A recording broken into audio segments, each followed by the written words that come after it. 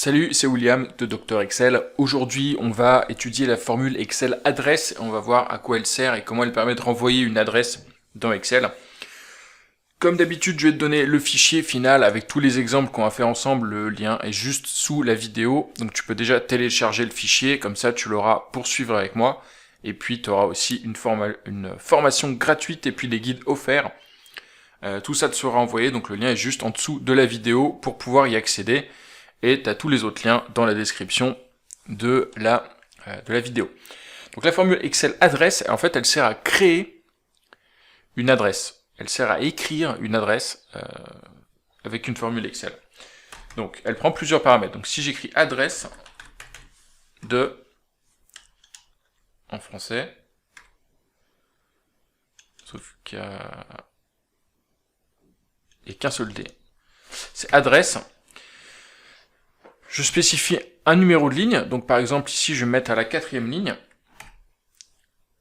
je spécifie la 2e colonne, donc en fait ça correspond à B4 ici, la cellule qui contient 2. Ensuite je spécifie, alors si je spécifie rien, comme ça je peux m'arrêter ici, ça me renvoie, ça me crée l'adresse qui correspond, donc ça me renvoie B4, avec des dollars, donc en référence absolue.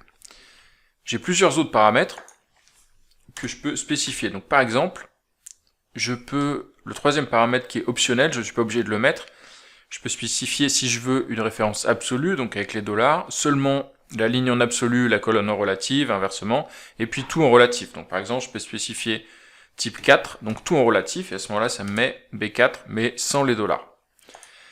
Ensuite, les autres paramètres qui sont possibles, c'est quel style je veux. Est-ce que je veux le style, ce qu'on va se faire, c'est qu'on va se mettre en mixte avant. On va se mettre le style 3, c'est en mixte. Le style A1, donc le style A1, c'est celui qu'on connaît, c'est, on va dire, le plus immédiat. C'est A1 où on désigne les colonnes par leur nom et les lignes par leur numéro. Tu as le style L1, C1, donc c'est ce qu'on avait vu avant, hein, B4. Style L1, C1, c'est on dit ligne 4 et colonne 2. Donc en fait, on référence à la fois les lignes et les colonnes par leur numéro. Donc qu'est-ce que ça donne si je spécifie style L1, C1? Ça me donne par exemple ligne 4 et colonne numéro 2.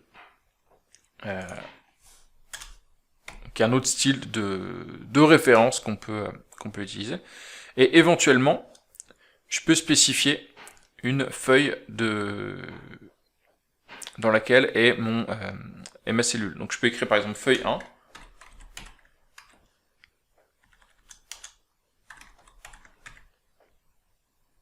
Sous forme de texte, et ça va me faire la référence dans la feuille 1, la ligne relative 4 et la colonne numéro 2. On va peut-être le remettre en absolu.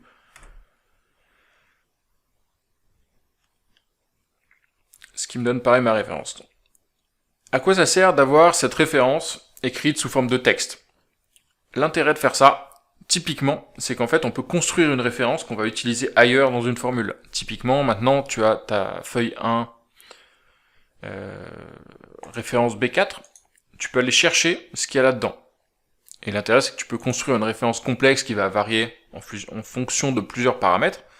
Et en fonction des paramètres, tu vas construire cette adresse et ensuite aller chercher son résultat.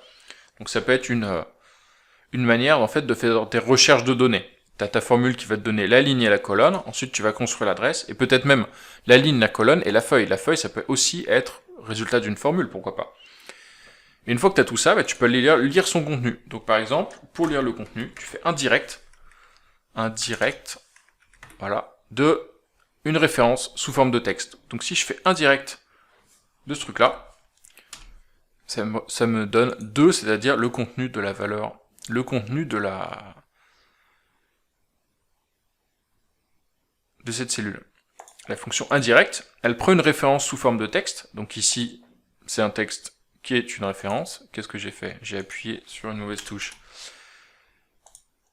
Donc elle prend ce contenu, elle va lire la cellule qui correspond. Donc si maintenant, ici, j'écris que je vais à la 5e colonne, la 5e ligne, pardon, la référence change, et indirect va me lire ce qui est en B5, donc je vais me lire ce qui est dans cette cellule ici. Donc ça c'est très intéressant pour pouvoir, on va dire que les paramètres 5 et 2 qui déterminent la ligne et la colonne, ils vont être le résultat de formule, et en fonction de ça, ça va me faire la référence où est-ce que je dois lire l'info, et ensuite je vais aller la chercher avec la fonction indirecte, donc ça peut nous permettre de faire des recherches automatiques de données.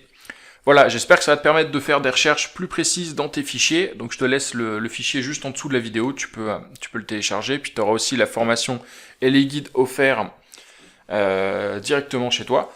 Et puis je te dis à bientôt pour une nouvelle vidéo.